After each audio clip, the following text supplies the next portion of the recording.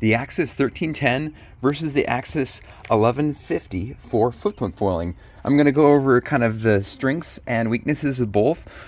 Most foils, I kind of feel like they are for a weight range, where these are kind of a little different. It's not really like one is for a heavier rider, one is for a lighter rider. They have different features and different feels. So to start out with the strengths of the 1150, it has much better roll control. On the board, I need to put a lot more weight on the right or the left to make it move, where the 1150 is very natural, very easy to turn right and left roll. It also has a little divot on the inside, which is a kind of a cup on the bottom, or a concave, which makes it a lot more friendly for pumping. You can pump it any which way. Obviously, if you pump like this, it's not going to give you any power, but it's more forgiving for the pumping. Also, another bonus of this is it seems less likely to concave out. When I foil out with this, it kind of recovers a little bit flat on flat water, where the 1310, I've done a couple, maybe just being used to it, but I just kind of fall off light. So it's very abrupt. Also, when you launch with this, it's definitely, you can kind of start pumping right away, where the 1310, you need to kind of let it settle a little bit, then start pumping, and you need to pump very specifically, where this is a little bit more easygoing. So the bonuses of the 1310, it has more glide, it has more efficiency. I immediately found the first time out that it was much more effort put to turn it, but it was also more stable. So I had a little bit more confidence to stay up. Definitely fell more on this because it's new, so it will be a little bit more getting used to. But it felt a lot less effort to pump. It was a lot like, wow, I can continue this a lot longer. I did actually go longer than I did on the 1150 first time out. So I really need to get the pitch feel. And the roll is more stable on the board, but I need to anticipate it a lot more. Also with this, when I'm like on the brink of falling, I feel like as long as there's nobody around, like a dock or another person or a boat, I can kind of push it harder to stay on and kind of muscle it back to flight a little easier than this, just because there's a little bit more hold. Here's a visual size difference. They're a very similar type of shape. I'm gonna see just longer and a little thicker. I have not measured the thickness as far as the depth. So the 1310 is bigger and it's more volume, but here's the big difference. This is why it's not just a slower wing. It's actually, for flatline speed, the actual speed of the 1310 is rated a little bit higher, even though the mobility is a little bit different. And this is the reason why I believe that's the case.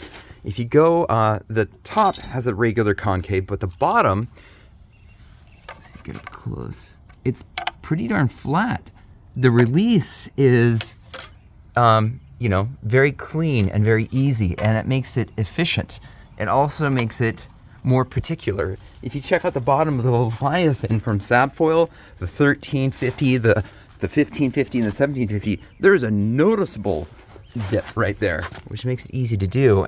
Little, you can kind of see here. You see the gap right there? And let me get back a little bit.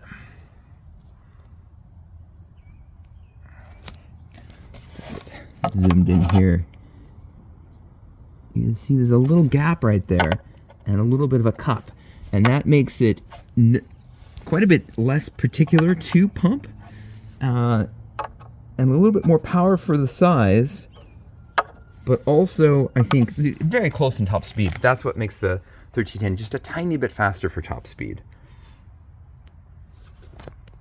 With the much easier roll control of the 1150, it makes total sense to me on why it is the preferred foil for wake thieving, because it's just way more easy. And you can get the advanced red fuselage, which will help for roll on the 1310. You get a smaller wing, which will help for mobility and turning. But with the 1150 being just so much easier for that, if you're gonna use it for wake thieving, it makes sense that the 1150 is the way to go. They're both great for pumping, but the 1150 is more for waves and taking wave energy, and the 1310 might be for very slow rolling waves, not necessarily wakes off of a boat. And because I have the Axis ART 1099, which people also can wake thief on, for me personally, I think this is going to be overlap. I would like to keep both of these if I get into wake thieving, but right now I'm going to be so busy with light wind wing foiling and flat water dock starts.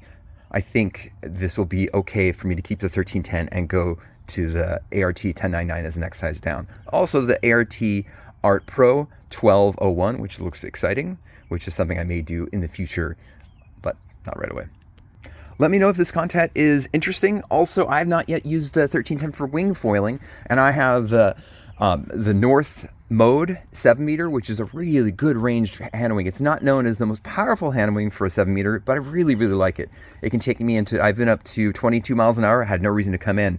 So hopefully for light wind with this and my 88 liter starboard, it will be amazing. And, you know, maybe get one of those really cool downwind boards if I want to push light wind more. But my hope is this and my current setup will make me really great for light wind. So yeah, let me know if you have any thoughts. Let me know if you want to see a video on this for wing foiling. I'm not sure if the mobility will be a challenge, or you know, maybe the 1150 would be good for wing foiling because it's a little bit more maneuverable, actually quite a bit more maneuverable for roll compared to the 1310, but it's for light wind only specifically. But yeah, like, subscribe, and share, and have a great day. Cool. Bye.